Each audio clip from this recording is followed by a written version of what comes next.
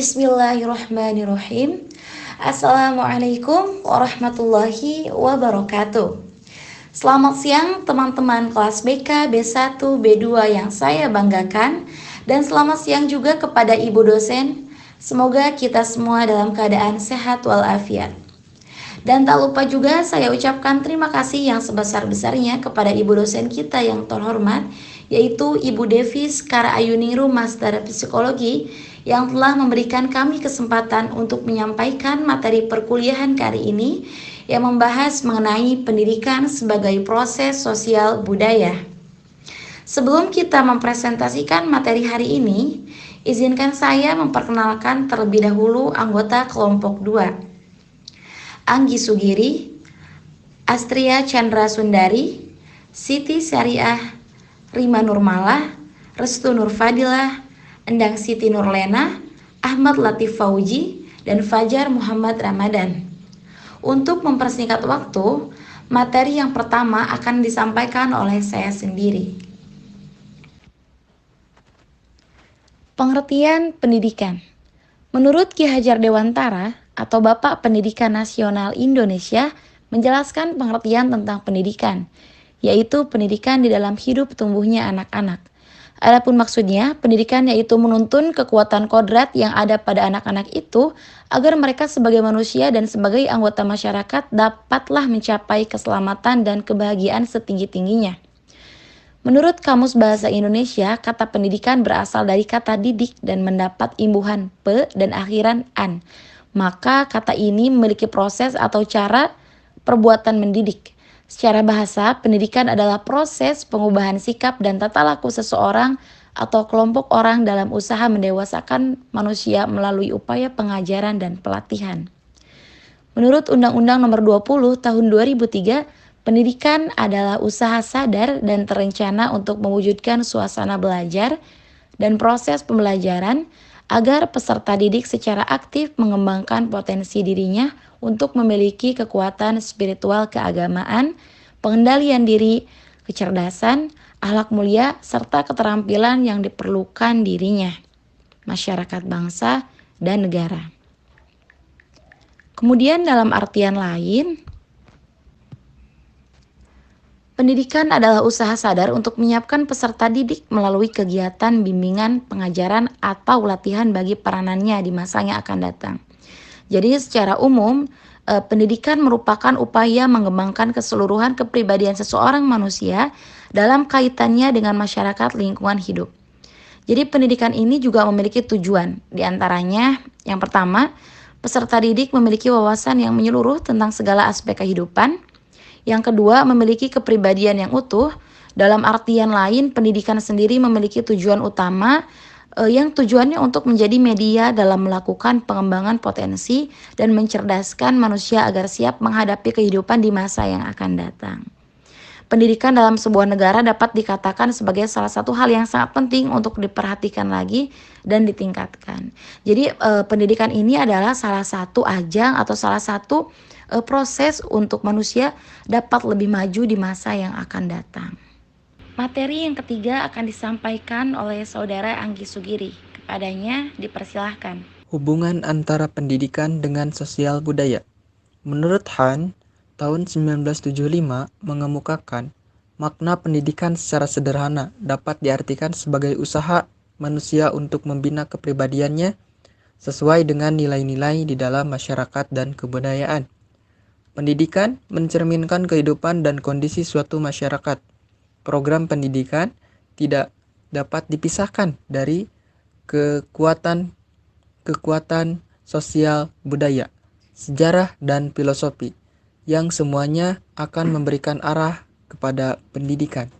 Sebagai suatu lembaga sosial, sekolah tidak dapat menghindari diri dari pengaruh latar belakang sosial budaya masyarakatnya. Sekolah didirikan dengan tugas pertama, menyampaikan warisan kebudayaan. Kedua, menyampaikan ilmu pengetahuan dan nilai-nilai. Tiga, mengembangkan potensi baik individual maupun masyarakatnya. Yang keempat, mengembangkan warga negara yang setia dan percaya akan negerinya untuk mengimplementasikan tugas sekolah tersebut diperlukan kerjasama antar warga, sekolah maupun dengan pihak lain yang berkaitan dengan kepentingan sekolah dan peserta didik, seperti guru, teman sebaya, orang tua, tenaga kependidikan, atau warga sekolah lainnya. Materi berikutnya akan disampaikan oleh Saudara Siti Syariah. Kepadanya dipersilahkan. Baik, di sini dapat kita lihat terkait kajian tentang sosial budaya juga diajarkan pada tingkatan sekolah ya, pada tingkat sekolah. Yang pertama, adanya penyampaian atau menyampaikan warisan kebudayaan. Yang kedua, menyampaikan ilmu pengetahuan dan nilai-nilai.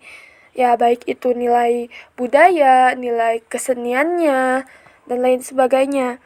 Yang ketiga adalah mengembangkan potensi-potensi baik individual maupun masyarakatnya. Yang keempat, mengembangkan warga negara yang setia dan percaya akan negerinya. Lalu di slide selanjutnya ada pendidikan sebagai proses sosial. Nah, pendidikan sebagai proses sosial ini merupakan pengaruh timbal balik atau interaksi antara berbagai segi kehidupan bersama. Jadi, bentuk umum dari proses-proses sosial ini adalah interaksi sosial yang menjadikan masyarakat utama terjadinya aktivitas-aktivitas sosial. Dalam dunia pendidikan juga, di sini ada kontak sosial merupakan salah satu sarana mencapai hasil pendidikan yang diharapkan. Kontak sosial ini adalah kontak sosial yang baik dan efektif antara guru dengan peserta didiknya dan dapat menimbulkan rasa saling pengertian dan saling mendukung yang mendalam. Sebaliknya, kontak sosial yang negatif dapat menimbulkan rasa benci dan konflik. Nah, maka dari itu, proses sosial ini di dalam pendidikan harus menciptakan proses sosial yang baik. Seperti itu. Materi berikutnya akan disampaikan oleh Saudara Astria. Kepadanya dipersilahkan. Selanjutnya, pendidikan sebagai proses budaya. Kebudayaan dan pendidikan memiliki hubungan timbal balik, sebab kebudayaan dapat dilestarikan dan dikembangkan dengan jalan mewariskan kebudayaan dari generasi ke generasi penerus, dengan jalan pendidikan, baik secara informal maupun formal. Contoh timbal balik antara kebudayaan dengan pendidikan. Bila kebudayaan berubah, maka pendidikan juga akan berubah. Dan bila pendidikan berubah, akan dapat mengubah kebudayaan. Tampak bahwa pendidikan berperan dalam mengembangkan kebudayaan. Pendidikan adalah medan manusia dibina, ditumbuhkan, dan dikembangkan potensi-potensinya. Kemudian, pendidikan sebagai transformasi budaya diartikan sebagai kegiatan pewarisan budaya dari satu generasi ke generasi yang lain, dan ada kemungkinan berubah. Ada kemungkinan berubah bentuk kalau hanya sekadar mewariskan budaya, dinamakan proses transmisi budaya, hanya menyampaikan melalui seperti yang ada dan tidak ada perubahan.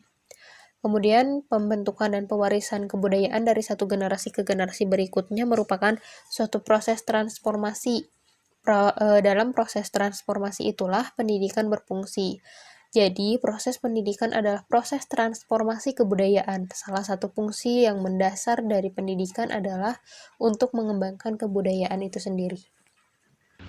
Materi berikutnya akan disampaikan oleh Saudara Endang Siti Nurlena. Kepadanya dipersilahkan. Assalamualaikum warahmatullahi wabarakatuh. Di sini ada proses mengemukakan 3 variabel utama dalam transformasi kebudayaan, yaitu unsur-unsur yang ditransformasikan, proses transformasi, dan cara transformasi. Unsur-unsur transformasi kebudayaan adalah nilai-nilai budaya, adat istiadat masyarakat, pandangan mengenai hidup, serta berbagai konsep hidup lainnya yang ada di dalam masyarakat. Berbagai kebiasaan sosial yang digunakan dalam interaksi atau pergaulan para anggota masyarakat tersebut. berbagai sikap dan peranan yang diperlukan di dalam dunia pergaulan, dan akhirnya berbagai tingkah laku lainnya termasuk proses fisiologi, refleks, dan gerak atau reaksi-reaksi tertentu, dan penyesuaian fisik tersebut, gizi dan tata makanan untuk dapat bertahan hidup.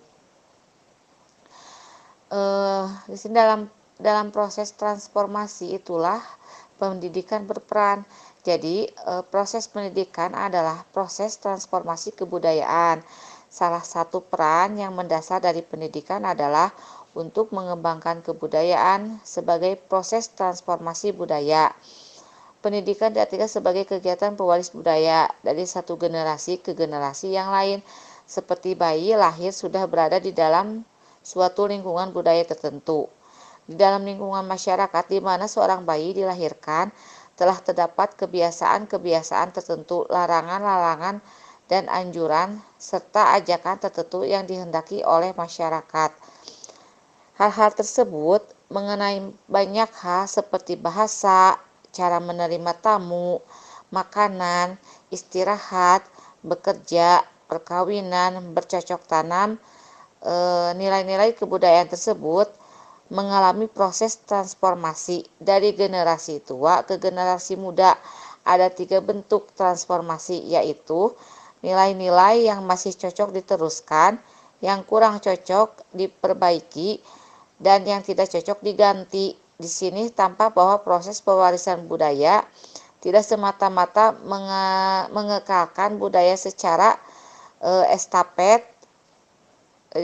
Justru pendidikan mempunyai tugas menyiapkan peserta didik untuk hari esok. Materi selanjutnya akan disampaikan oleh Saudara Ahmad Latif Fauji. Kepadanya dipersilahkan. Baik, adapun nilai-nilai sosial budaya masyarakat itu adalah sebagai berikut. Yang pertama, etika, sebagai prinsip dasar dalam kehidupan sehari-hari, yang mana mengatur tentang perilaku seseorang berfokus pada kewajiban atau sikap dan pola perilaku manusia sebagai anggota masyarakat. Aturan ini terkait dengan masalah kesopanan. Yang kedua, kejujuran dan integritas. Dalam hal ini memberi perhatian yang sungguh-sungguh pada kebudayaan yang perlu dikedepankan, bukan semata-mata untuk kepentingan pribadi, melainkan untuk kepentingan kemajuan bersama. Yang ketiga, bertanggung jawab. Bertanggung jawab di sini bagaimana kita bisa menjaga dan melestarikannya. Lalu, hormat pada aturan dan hukum masyarakat. Sebagai contoh, melanggar aturan yang ada di tengah masyarakat, yaitu hukum adat atau dikucilkan dari masyarakat. Yang kelima, hormat pada hak orang lain atau warga lain, yaitu memperlakukan orang lain seperti keinginan untuk dihargai, beradab dan sopan, tidak melecehkan dan menghina orang lain, tidak menilai orang lain sebelum mengenalinya dengan baik. Yang keenam, cinta pada pekerjaan, yaitu bersyukur, menyukai, serta mengagumi setiap tindakan atau kegiatan. Yang ketujuh, berusaha keras untuk menabung dan investasi, yaitu mempunyai semangat yang berkobar serta memiliki kemampuan dan kemampuan untuk mencapai target. Yang kedelapan, mau bekerja keras. Dalam hal ini seorang secara sungguh-sungguh tanpa mengenal kata lelah dan menyerah. Dan yang terakhir, tepat waktu. Bagaimana kita bisa mendisiplinkan diri sendiri dalam suatu hal. Terima kasih. Materi berikutnya akan disampaikan oleh Saudari Rima Nurmala. Kepadanya dipersilahkan. Faktor-faktor dan nilai-nilai yang mendasari interaksi sosial dan proses sosial. Yang pertama yaitu imitasi atau peniruan. Bisa bersifat positif, bisa juga bersifat negatif. Contohnya kayak ketertarikan kepada suatu budaya dan meninggalkan beberapa budaya. Yang kedua yaitu sugesti, ketertarikan kepada sesuatu secara total. Ketertarikan terhadap suatu budaya hingga meninggalkan budaya yang ada. Yang ketiga yaitu identifikasi, penyamaan diri secara total. Nah, perbedaan identifikasi dan imitasi adalah jika imitasi tidak secara total, identifikasi adalah secara total. Yang ketiga, simpati atau ketertarikan pada orang. Materi yang terakhir akan disampaikan oleh Saudara Pajar. Kepadanya dipersilahkan. Kesimpulan dari kelompok kami yaitu saat ini perkembangan zaman telah membawa dampak perubahan pada berbagai aspek. Dampak perubahan yang terjadi begitu cepat dan mudah diamati, yaitu aspek sosial dan budaya. Perubahan sosial dan budaya yang terjadi bukan hanya menuju ke arah kemajuan, namun dapat juga menuju ke arah kemunduran. Hal itu sudah terjadi sejak zaman dahulu. Ada kalanya perubahan-perubahan yang terjadi berlangsung sedemikian cepatnya, sehingga membingungkan manusia yang menghadapinya.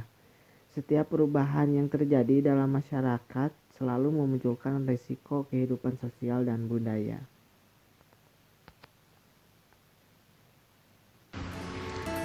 Demikian pemaparan materi yang dapat kelompok 2 sampaikan. Mohon maaf apabila ada kesalahan dan kekurangan. Tanpa mengurangi rasa hormat, kami ucapkan terima kasih kepada teman-teman yang sebesar-besarnya. Kami tutup. Wassalamualaikum warahmatullahi wabarakatuh.